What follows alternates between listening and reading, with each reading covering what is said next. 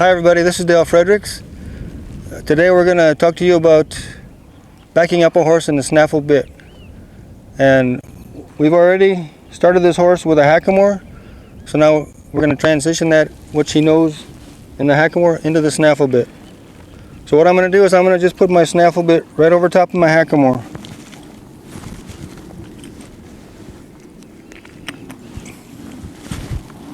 And at first I might even take the reins off, just so they get used to the bit in their mouth.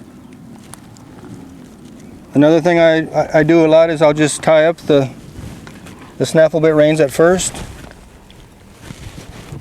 I'll just run them through my gullet, the gullet of my saddle, and loop them over the horn, making sure I have plenty of slack here so it's not going to unintentionally pull their mouth in any way. Okay, so once we get through that phase,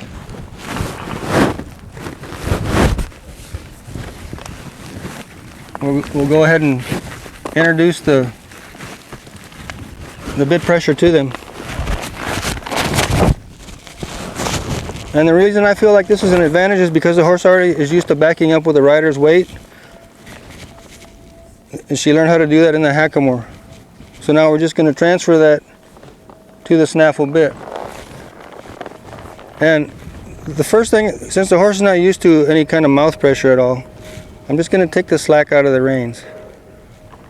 And as soon as she makes one little move like that, give her some relief.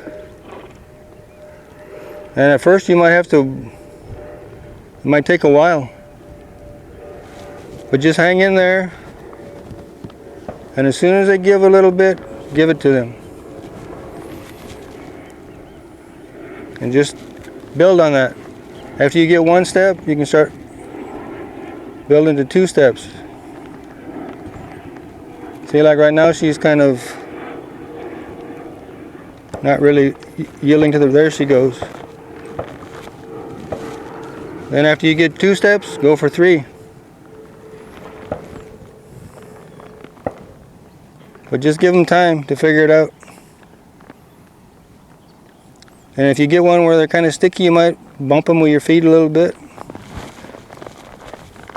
Even at first in the shoulders, but we want to just keep in mind that we always want to refine our cues. So at first, I might bump them in the shoulders, but later on we want to keep our feet down here where they should be.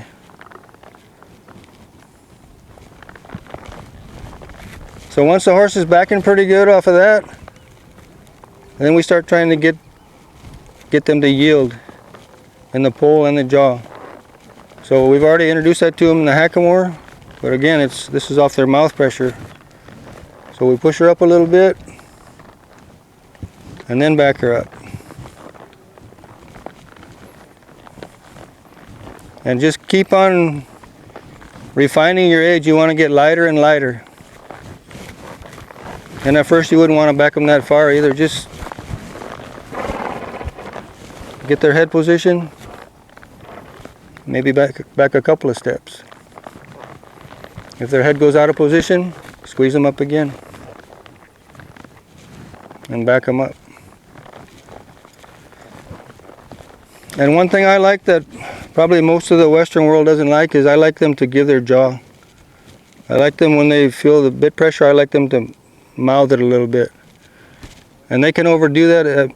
What I'm not talking about is, I'm not talking about them chomping on the bit or getting it in their teeth or anything. And we don't want them to open their mouth real wide either. But at first, just let them do what they want to, and then we can start taking more wraps on our bosal, or if we have a noseband, we can make it a little tighter so they can't open their mouth so much. But at first I think you want to give them plenty of freedom, and then you can tighten it down a little bit. You can see how when I squeeze up here, the mare gives with her mouth. That just gives you a real soft feeling. And what they're doing is they're yielding with their jaw and also at the poll. So that might be something some of you might consider. Again, we're going to squeeze her up, get her to relax in the poll and the jaw, and then back her up. Once we get her going, we can add more speed.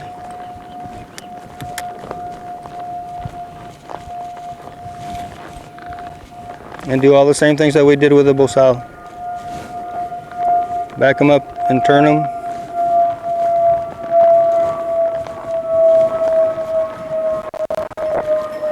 Oh, and I should mention, you can sure go right ahead and use your hackamore reins along with the snaffle reins while you're transitioning. I usually just put a couple of fingers in between with the mecate on the bottom and the snaffle rein on top. And at first you might want to leave more slack in the snaffle, tighter on the hackamore reins or mecate. Then as you progress, you can take it up a little bit where it's more even.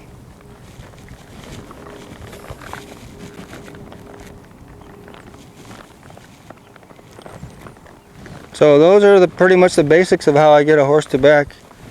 And we hope that maybe there's some things some of you might be able to incorporate into your program. Thank you very much for watching. We'll see you next time. God bless you.